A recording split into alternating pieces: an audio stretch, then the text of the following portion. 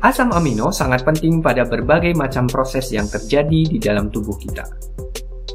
Salah satu peran pentingnya adalah sebagai komponen dasar pembentuk protein. Nah, pertanyaannya sekarang, seperti apakah asam amino itu? Bagaimana strukturnya? Dan bagaimana fungsinya di dalam tubuh kita ataupun organisme lainnya? Ayo kita bahas bersama.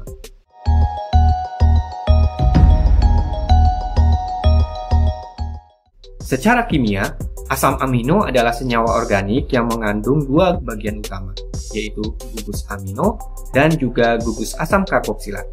Ada 20 jenis asam amino yang umum ditemukan di dalam protein, dan setiap jenis asam amino memiliki struktur dan sifat kimia yang sedikit berbeda-beda satu sama lainnya. Perbedaan asam amino ini terdapat pada gugus sampingnya, atau R.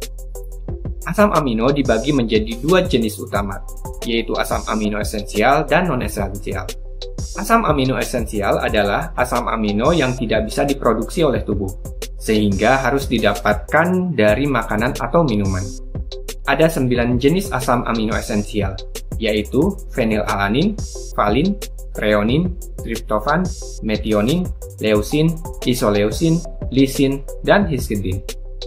Asam amino esensial bisa kita peroleh dari makanan hewani, seperti daging, ikan, telur, susu, dan keju. Beberapa makanan nabati juga mengandung asam amino esensial, seperti kedelai dan quinoa. Asam amino non-esensial adalah asam amino yang bisa diproduksi oleh tubuh kita sendiri.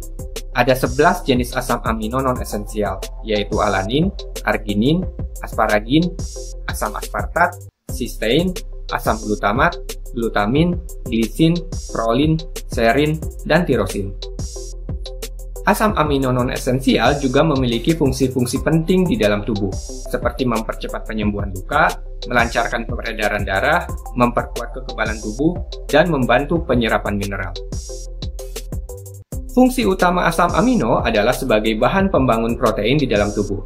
Protein merupakan komponen utama dalam struktur sel, jaringan, dan organ tubuh, dan juga berperan dalam berbagai fungsi penting seperti membantu pertumbuhan dan memperbaiki jaringan, menjaga keseimbangan cairan tubuh, dan berperan dalam sistem kekebalan tubuh.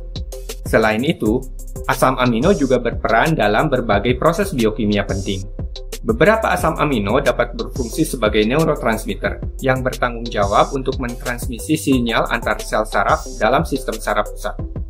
Misalnya, asam glutamat berperan dalam transmisi sinyal saraf yang terkait dengan belajar dan memori.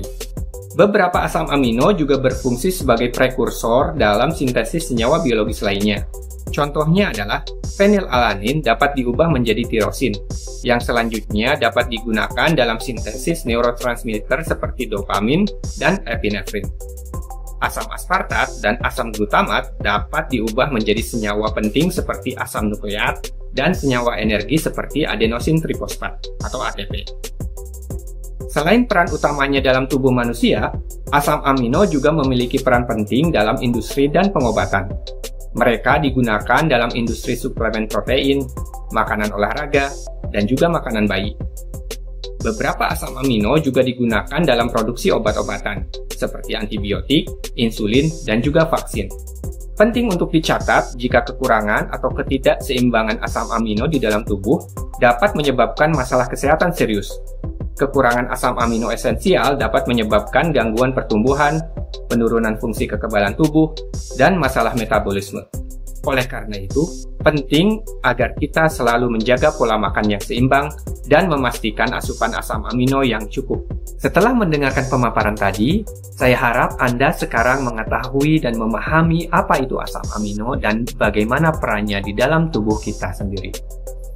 Nantikan video-video menarik lainnya di channel ini, dan jangan lupa like, subscribe, dan juga share.